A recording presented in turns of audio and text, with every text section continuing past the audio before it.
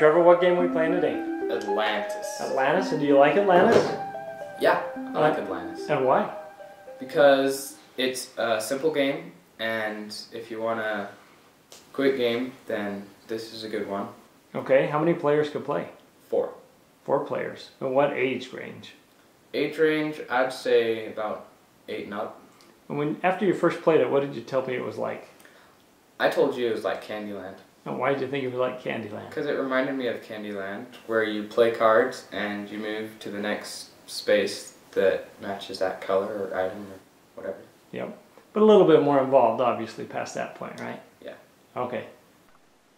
All right, Trevor, why don't you give us a basic overview of the game? How does it play? Okay, so the main objective of the game is to get your meeples from Atlantis to the mainland, because Atlantis is sinking. Dang.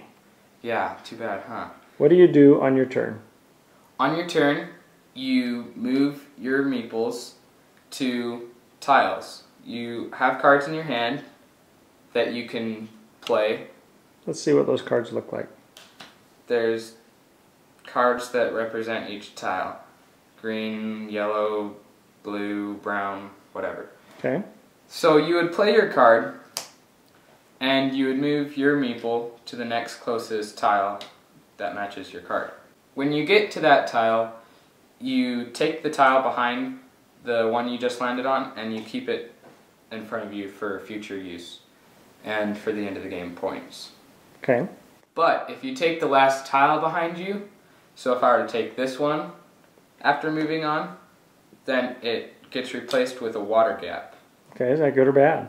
Water gaps are bad because you can't cross them unless you have a bridge or the tiles to play. It's the lesser value of the 2 on either side of the water tile. So if it was a 4 and a 3, you'd pay the 3 because that's the lesser value. Okay.